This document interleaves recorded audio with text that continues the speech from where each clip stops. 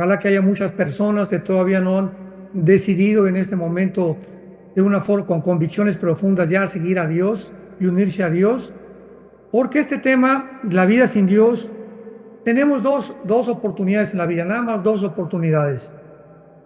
Vivir en esta vida con Dios o vivir la otra vida sin Dios. Tú no puedes vivir cuando tú te mueras la otra vida con Dios, cuando en esta vida, piénsalo muy bien, cuando en esta vida tu vida no fue con Dios. Y cuando decimos la vida con Dios, no es solamente ir el domingo a una iglesia, persinarse o leer la Biblia una vez a la semana, o estar en un Zoom una vez a la semana. La vida con Dios, vamos a más adelante a explicarlo con más detalles, es una vida de comunión, donde se compara exactamente con el matrimonio. El matrimonio es la unión de un hombre y una mujer y que se unen delante de un juez por lo civil para unir sus vidas para siempre, a menos que por ahí brinque un conejo, ¿verdad? O que salga algo que impida que continúen viviendo lo que se llaman matrimonios tóxicos. Bueno, en el matrimonio es importantísimo la comunión. Se calcula, dice uno de los principales expertos en matrimonios en Estados Unidos, que uno de los principales más grandes, principal problema del matrimonio es la falta de comunión. O sea, el hombre y la mujer no se comunican. Entonces hay cantidad de matrimonios que viven debajo del mismo techo, pero están divorciados ya hace mucho tiempo emocionalmente. Ya no se dirigen la palabra, son como dos extraños dentro de un mismo techo. ¿Por qué? Por la falta de comunicación. Ya no van a tomarse un cafecito juntos los dos, ya no van juntos al cine de vez en cuando con sus palomitas y su refresco, ya no se agarran de la mano cuando van por un parque, ya él no le manda versos amorosos a ella. Creo, si yo les preguntara ahorita a todos los varones, no me contestan, ¿eh? ¿Cuándo fue la última vez que le mandaste flores a tu esposa? Yo nada más oí que dijeron, desde que nos casamos, ¿verdad? Todos estos detalles tan importantes para la mujer son importantes también para Dios. Entonces, como se compara con el matrimonio, la comunión con Dios, es exactamente lo mismo. Hay personas que dicen que son cristianas, pero nunca se comunican con Dios, nunca oran, no tienen un tiempo de oración continuo, fijo, metódico, van, repito, nada más el domingo a la iglesia, etcétera, etcétera. Y esa no puede ser, no se puede llamar que tú viviste con Dios, porque la vida con Dios es una vida de comunión, de continua comunicación. Tú le hablas a Dios a través de la oración, Él nos habla a nosotros a través de las Sagradas Escrituras. Entonces la vida con Dios es lectura de la palabra de Dios y oración. Muy bien. La vida sin Dios en esta corta vida es realmente una verdadera tragedia, porque llevará inevitablemente a 5 cosas, si les quieren apuntar, 5 cosas inevitables que conducen a una persona que vive sin Dios. La primera, vas a vivir una vida humanista, no humanitaria. Vean ustedes la diferencia entre el humanismo y el humanitarismo. El humanismo es la filosofía que centra su vida en el ser humano. O sea, para la persona humanista o el filósofo humanista o la persona que no tiene a Dios, vive de esta manera. Él sabe que después de esta vida no hay nada, no hay cielo, no hay infierno, no hay Dios, y si no hay Dios, todo se vale. Entonces, una persona humanista, en segundo lugar, cree que el ser humano es capaz de resolver los problemas que nos rodean actualmente y que siempre nos han rodeado, y que el ser humano tiene la capacidad para poder resolver los problemas. Somos capaces de resolver los problemas del matrimonio, somos capaces de resolver el problema con los hijos. Yo tengo demasiada inteligencia, tengo 3 doctorados para resolver mis problemas, nadie me va a enseñar, yo puedo abrirme paso, yo voy a ser una persona de éxito, etcétera, etcétera. Ese es el humanista, está centrado y confiado en el ser humano. Entonces, este tipo de personas son, en primer lugar, humanistas, que se concentran solamente en creer que el ser humano es aquel que va a poder resolver todo. Y ahorita estamos viviendo esta vida precisamente. Les he hablado varias veces el presidente del Foro Económico Mundial. Foro Económico Mundial, búscalo en Google. Es un alemán que se llama Klaus Schwab y cada año se reúnen en Davos, en Suiza, y él continúa propagando de que vamos a ser dioses, que ellos van a desarrollar y van a idear la forma en la que debemos vivir este año, cuando hay pandemia, qué moneda se debe usar, a dónde podemos viajar. Todas estas cosas las maneja el Foro Económico Mundial. O sea, se han convertido en la élite, se han convertido en una plataforma donde ellos están dictando los protocolos. Y de esta manera, la Organización Mundial de la Salud, en la famosa pandemia, dictó los protocolos y no las naciones, porque venían todos del Foro Económico Mundial. Entonces, una persona humanista, en segundo lugar, es una persona evolucionista. Apúntalo. O sea, es una persona que cree que venimos de los animales. Bueno, si creemos que venimos de los animales, como creen los del Foro Económico Mundial, pues entonces tenemos la tecnología y tenemos la genética para mejorar la evolución, porque es el momento, dice Klaus Schwab y Noah Harari, su consejero principal, que es un judío, es el momento en que debemos ya evolucionar y proyectarnos a un transgénero para poder ir más allá de la humanidad a través de la tecnología y a través de la genética. Entonces, esto lo significa un evolucionista. Y si realmente eres una persona humanista y evolucionista, pues bueno, repetirte, todo se vale. En esta vida no hay diferencia entre yo y un gusano y un animal, o un pez o un ave, porque todos somos iguales, somos animales evolucionados. Y en tercer lugar, una persona que vive de esta manera, no solamente es humanista, evolucionista, sino que también absorbe y abraza la ideología del comunismo. El comunismo es una ideología basada en el ateísmo, en cuarto lugar. Para que seas ateo, tienes que ser humanista, tienes que ser evolucionista, tienes que ser completamente una persona centrada en ti misma y en la confianza en que el mundo va a ser mejor. Vamos a construir un mundo mejor, vamos a levantar un mundo mejor. Y este ha sido el sueño utópico desde el siglo pasado. Antes de la Segunda Guerra Mundial, la Primera Guerra Mundial sacudió al ser humano, conmovió al ser humano. Vamos a mejorarnos y vamos a tratar de... Vino la Segunda Guerra Mundial. No, pero ahora sí, ya tenemos la solución. Las Naciones Unidas. Primero era la Liga de Naciones y después se formó la ONU. No, ya con la ONU vamos a controlar que las naciones no se armen nuclearmente. La experiencia de la bomba atómica en Hiroshima y en Nagasaki fueron algo terrible. Pero ahora con las Naciones Unidas y teniendo el control y formando un Consejo de Seguridad, estamos seguros que garantizamos que vamos a vivir 1000 años más. Bueno, no faltó más que 4 o 5 años para que Rusia produjera la bomba de hidrógeno. No faltó poco para que casi 15 años después, 1960-61, los rusos ponen misiles nucleares en Cuba apuntando a Estados Unidos. El presidente Kennedy se da cuenta de esta amenaza y le dice a Nikita Khrushchev: saca tus misiles, por favor, porque va a estar una tercera guerra mundial.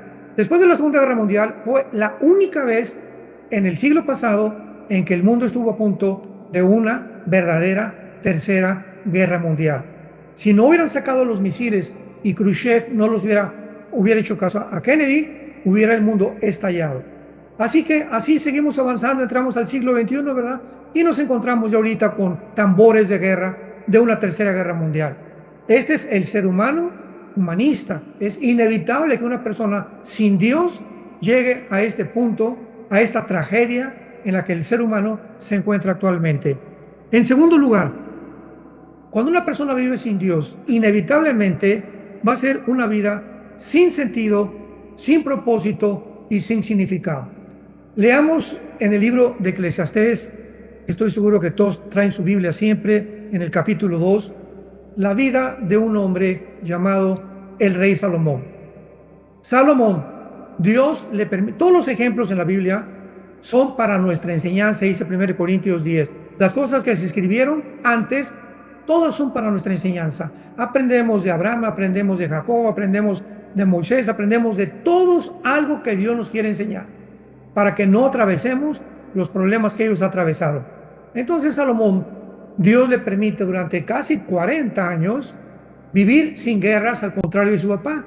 David, se menciona, era un varón de sangre, pero Salomón era un hombre relajado, me imagino bien parecido. Su trono, dice en Primera de Reyes, era de oro puro, con leones, los escalones de oro puro. Bueno, era impresionante el dinero que tenía Salomón, pero además era un hombre que Dios le dio una sabiduría que jamás ningún otro ser humano en toda la historia, hasta el siglo XXI, la ha tenido como Salomón.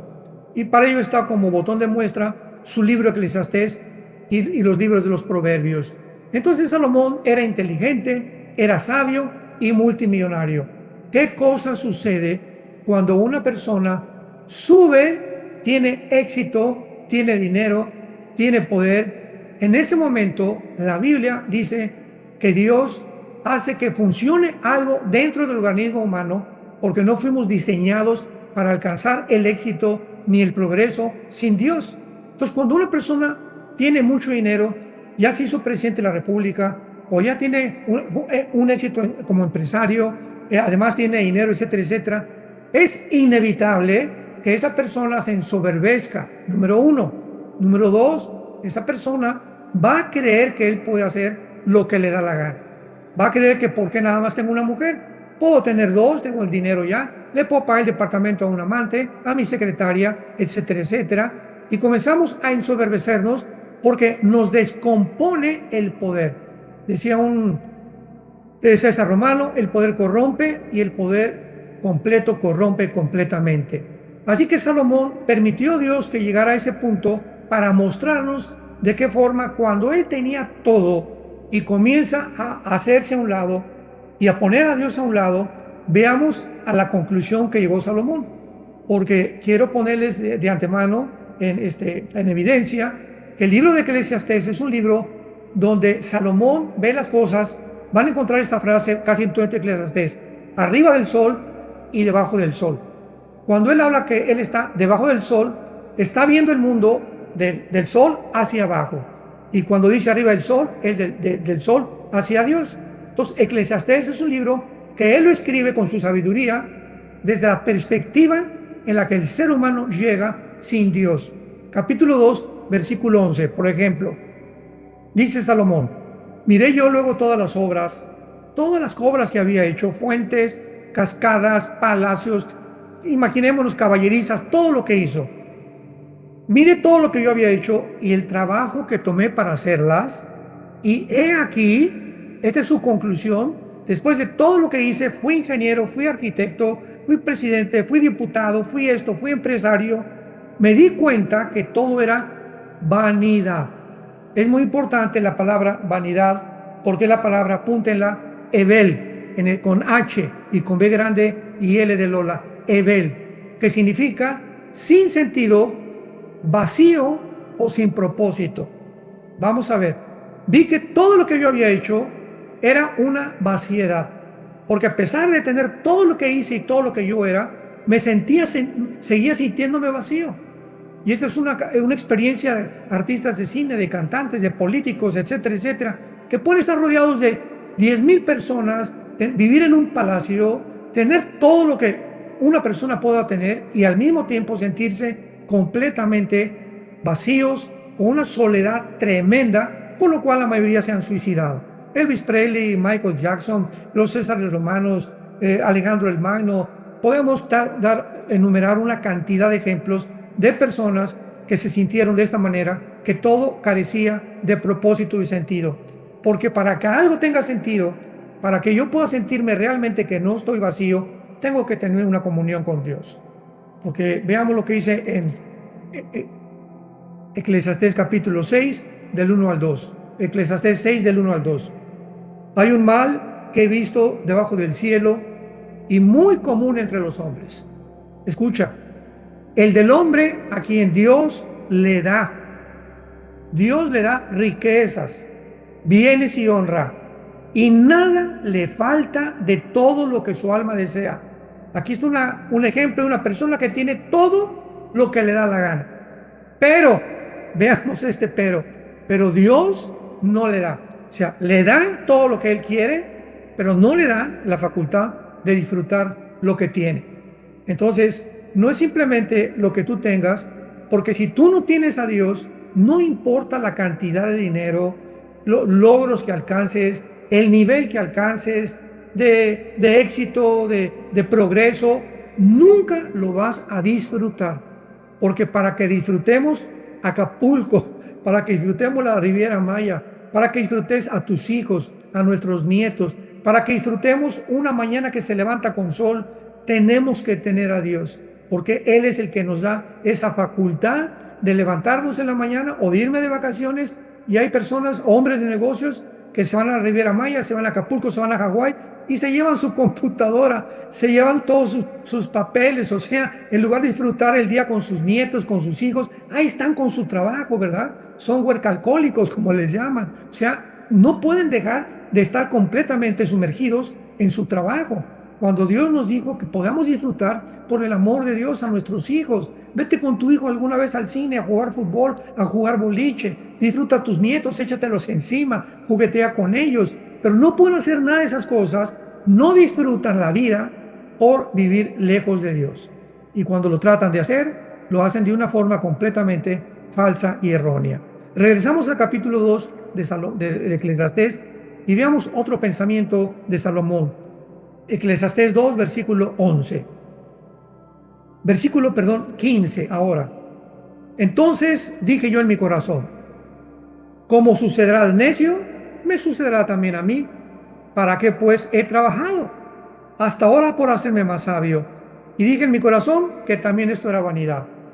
Salomón llega ahora a concluir desde otra perspectiva.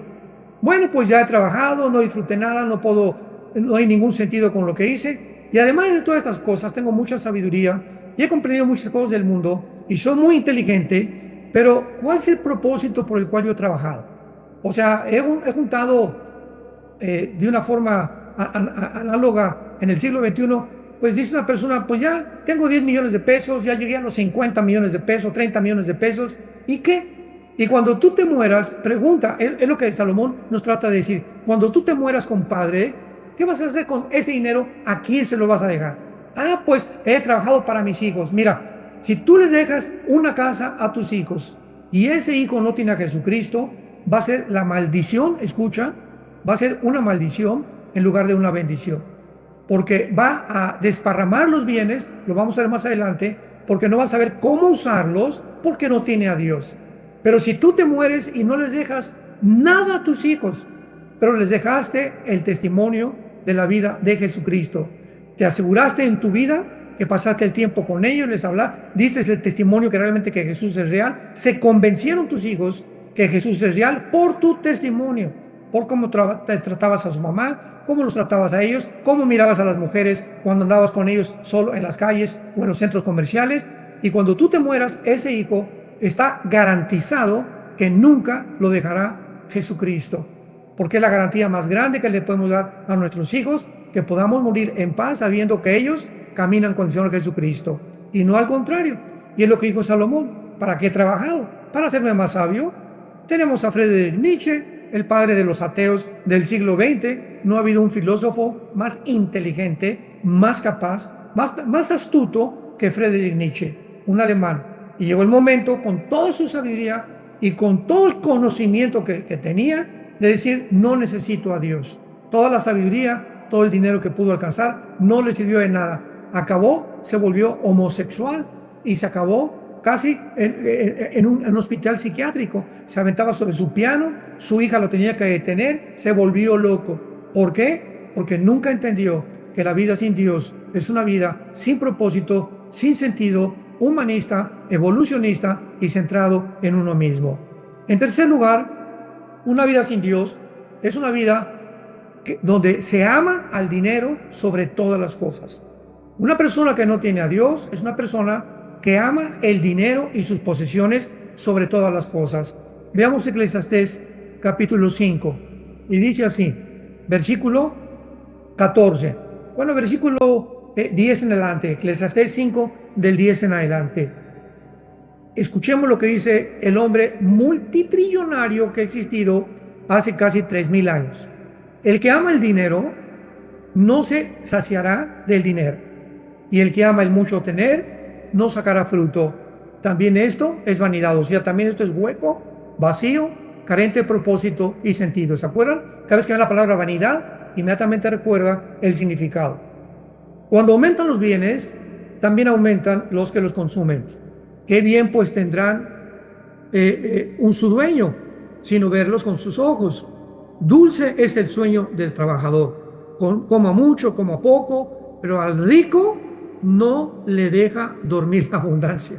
O sea, dice Salomón, los campesinos que vemos en el campo, ¿verdad? Se acuestan en la noche, no tienen nada, no tienen cuenta en el banco, pero al rico, en lugar de que duerma más tranquilo que un campesino que no tiene absolutamente nada, está pensando, y mañana, y lo invierto, y Wall Street, y la bolsa de valores, y si me roban el dinero, y ya cayó el petróleo, y ya cayó el peso. Al rico, dice la Biblia, no lo deja dormir la abundancia. Hay un mal doloroso que he visto debajo del sol: las riquezas guardadas por sus dueños para su mal, las cuales se pierden en malas ocupaciones, y a los hijos que engendraron nada les queda en la mano. Como salió del vientre de su madre desnudo, así vuelve, yéndose tal como vino, y nada tiene de su trabajo en su mano. Y en el Nuevo Testamento el apóstol Pablo en 1 Timoteo 6:10 dice: porque el que ama el dinero, la maldición y la raíz de todos los males es el amor al dinero, el cual, desviándose muchos, cayeron en tentación y en lazo, y en tentaciones muy graves que hunden a los hombres en perdición. Todos los que están en las cárceles, si tú vas a las cárceles, nosotros tenemos un ministerio de cada 15 días en las cárceles. En los 80 íbamos a la cárcel de mujeres, a Santa Marta Catitla, etcétera, etcétera. Me acuerdo que Alan nos acompañaba de niño, y cuando yo visitaba las cárceles, todos los que están en las cárceles, ¿por qué están? Porque creyeron unos centavos más. Si yo robo, si yo defraudo, si yo engaño a fulano de tal, si yo obtengo esto, ya voy a ser feliz, o me va a sacar de mis problemas, sin saberlo, que se hunden todavía más profundamente. ¿Por qué lo hicieron? Porque no tenían a Dios.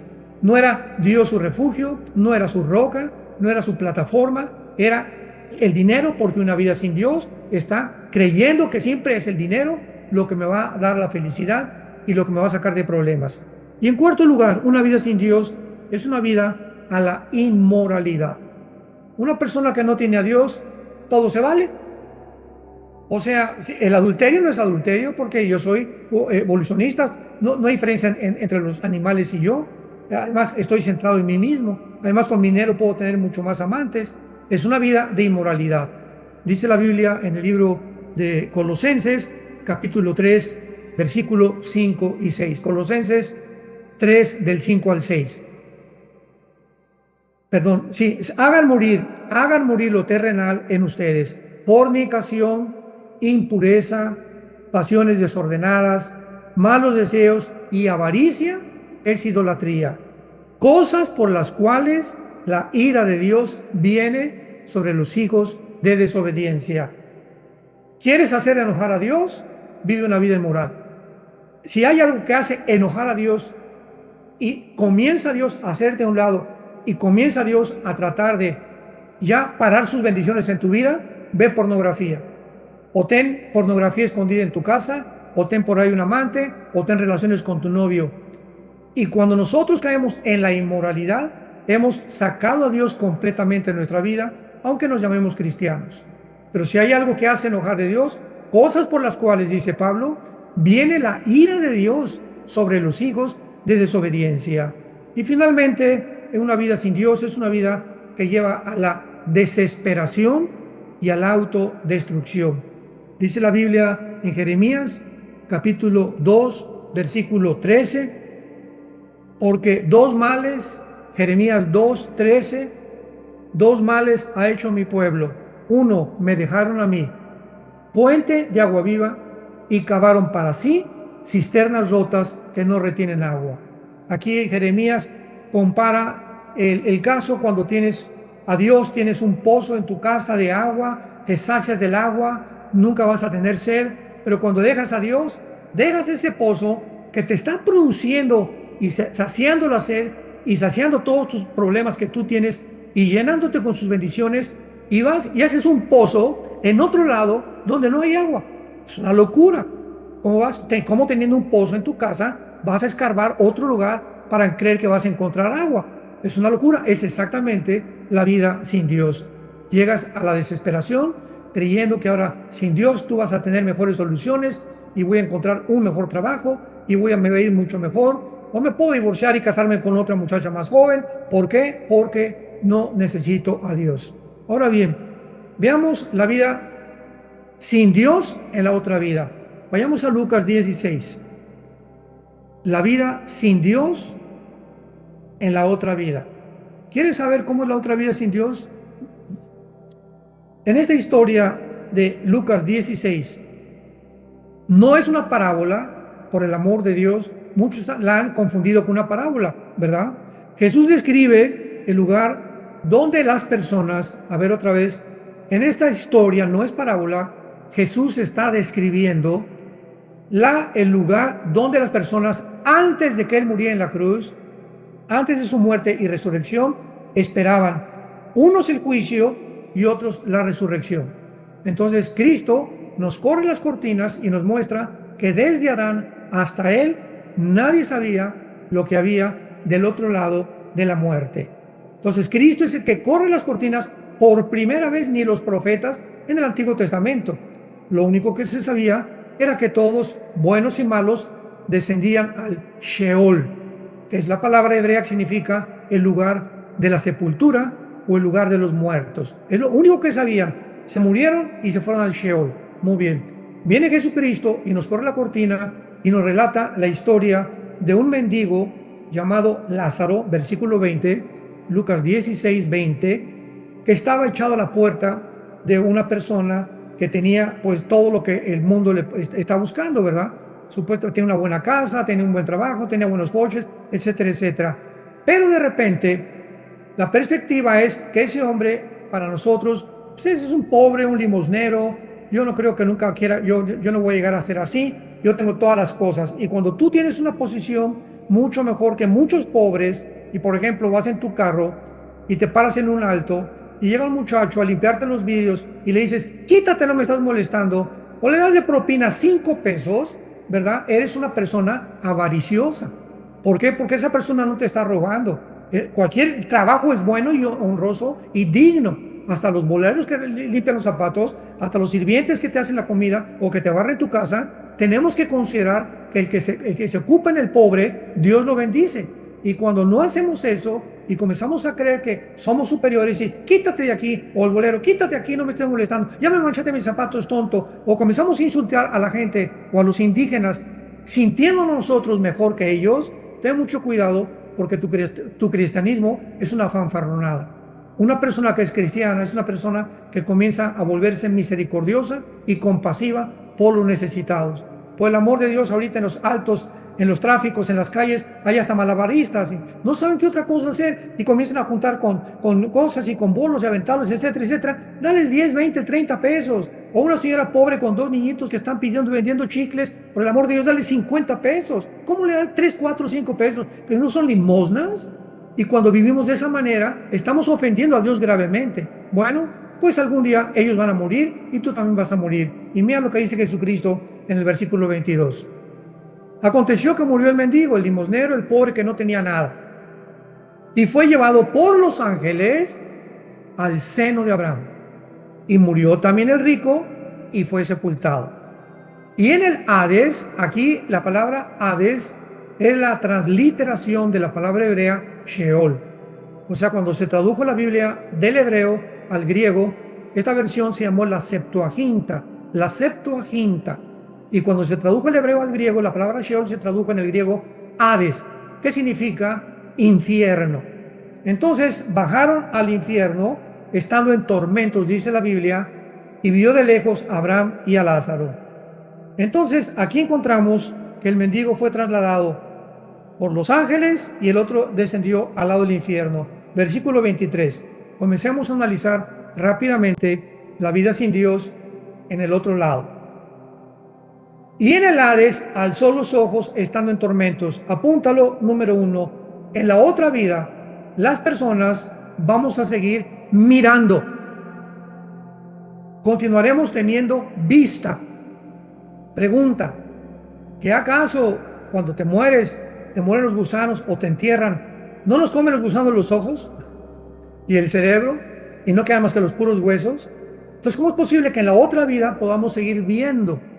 Porque Dios tiene, ¿verdad?, un cuerpo tanto para los que están en el infierno como los que se van al cielo, como lo vamos a ver. Pero vemos nosotros entonces que realmente hay ojos espirituales y hay ojos físicos. Entonces, los ojos físicos no te permiten ver más que las cosas físicas, pero cuando Dios nos abre los ojos espirituales con el Espíritu Santo, ves la Biblia y ya no la ves con los ojos físicos. Y el Espíritu Santo nos hace los ojos de una forma tal que cuando leemos la Biblia entendemos el significado espiritual. Número 2, dice la Biblia más adelante, estaban en tormentos. En segundo lugar, en el infierno no es Reino Ventura, no es Las Vegas, no es el Palacio de Chapultepec. En la otra vida, las personas que están en el infierno, si tú te mueres hoy en la noche o mañana te atropella un carro o te mueres de una embolia cerebral o un ataque al corazón y te mueres sin Dios, desciendes al infierno y vas a estar en tormentos. Dice el versículo 24, entonces él dando voces. Número 3, dentro del infierno va a poder comunicarse las personas. En la otra vida nos vamos a poder comunicar, tanto los que están en el infierno como los que están, como lo vamos a ver ahorita, en el seno de Abraham. Experimentaban tormento y estaban esperando, en cuarto lugar, misericordia, cosa que jamás la volverán a tener. Cuando tú te mueras en ese momento, nunca, nunca, nunca, nunca más va a haber misericordia, ni amor, ni gracia para tu vida. Se acabó.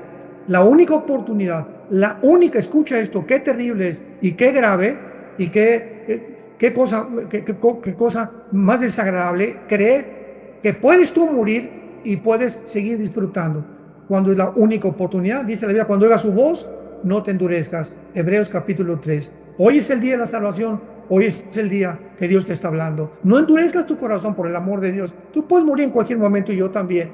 Pero nosotros, gracias a Dios por la gracia de Dios y la muerte de Cristo en la cruz, tenemos asegurada la salvación. Luego dice el versículo 24, pide misericordia, y vean qué cínico.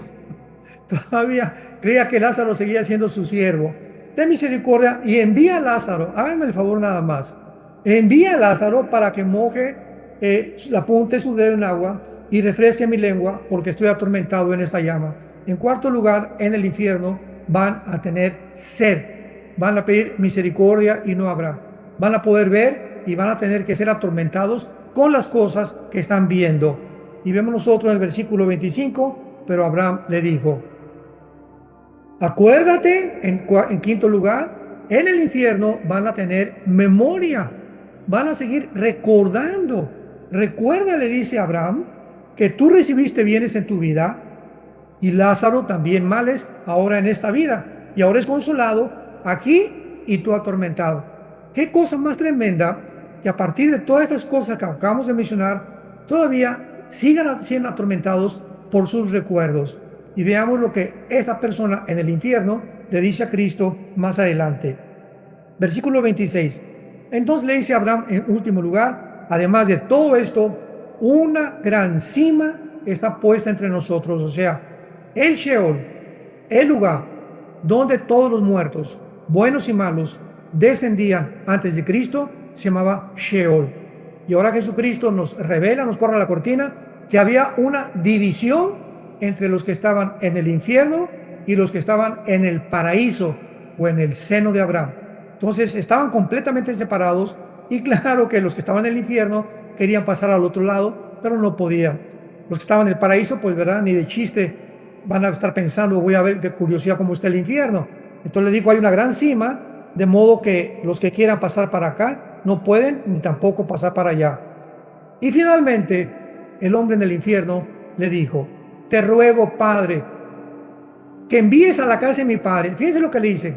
La persona del infierno está tan atormentado de saber que hay familiares de él allá en Querétaro, allá arriba todavía, y le dice a Abraham, tengo 5 hermanos en Querétaro, suponiendo que están ahí cerca de tu casa, para que les testifique a fin de que no vengan también ellos a este lugar de tormento.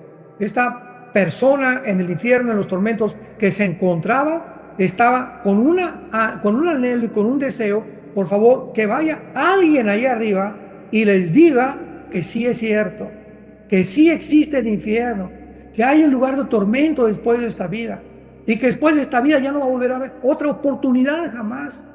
Y entonces Abraham le contestó: a Moisés y a los profetas tienen, óiganlo.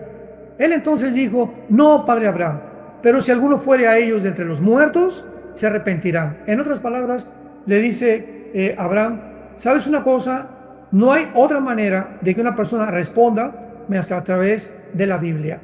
Le cita el Antiguo Testamento, ahí tiene la Biblia, que la oigan. Y le contesta al que está en el infierno: no, pero mira, si en la noche llegan a casa de mi papá o de mi abuelito y se le aparece un ángel y les dice: arrepiéntete, el cielo existe, se van a arrepentir. Y le dice a Abraham, versículo 30: no, padre, pero si alguno fuere de ellos, se arrepentirán. Mas Abraham le dijo: si no oyen a Moisés y a los profetas, o sea, si no le creen a la Biblia, tampoco se persuadirán, aunque alguno se levante de los muertos. ¿Por qué? Porque la fe es por el oír, Romanos 10:17, y creer con el corazón. Y la fe es por el oír, y el oír por la palabra de Dios. Esto nos muestra claramente que esas personas que dicen: si yo veo a una persona en silla de ruedas y se levanta, o veo un milagro de una persona que es sanada inmediatamente, me voy a convertir. ¿No es cierto? No es cierto, no es cierto. Te va a afectar tus emociones, tus sentimientos. De veras, hoy esa persona, mira nada más, resucitó, esa persona se levantó de la silla de ruedas. Pregunta: ¿cuánto te va a durar esas emociones? 3 días, 4 días, y a la semana va a seguir siendo igual. Tenemos que renacer por la semilla incorruptible de la palabra de Dios. Y si no es a través de la predicación del Evangelio de Jesucristo, nadie puede entrar al cielo si no nace de nuevo. Esta es la vida sin Dios en el mundo y la vida sin Dios en la otra vida. Yo te pregunto a ti que estás escuchando este estudio, si tú tienes a Jesucristo en tu vida, pero no solamente que lo tengas de la boca para afuera, sino estás viviendo para Él, lo sigues todos los días, tienes comunión con Él todos los días a través de la Biblia, tienes un tiempo definido, ya completamente dedicado, disciplinado, pues se necesita disciplina para la vida cristiana, de oración. Ya en las mañanas ninguna, así como vas a hacer ejercicio, vas a correr o vas al gimnasio, ya tienes dedicado de las 6 a 6:30 o 5 a 5:30 o de las 6:30 a las 7, no sé, pero ya le dedicaste un tiempo fijo, con convicción, metódico, sistemático a Dios, para estar con Él en la mañana, porque es lo más importante. Antes de acostarte, ya te acostumbraste también a pasar un tiempo con Dios. Fue el secreto que Dios le dio a Josué. Josué 1, del 6 al 8, en el Antiguo Testamento. Josué: no hagas planes para conquistar las ciudades, ni Jericó tampoco se toma de esa manera. Si tú meditas de día y de noche, de día y de noche, de día y de noche, en la palabra de Dios, Josué, todo lo que haces va a prosperar. ¿Cuál es el secreto de la vida? ¿Cuál es el secreto que la vida tenga propósito, sentido?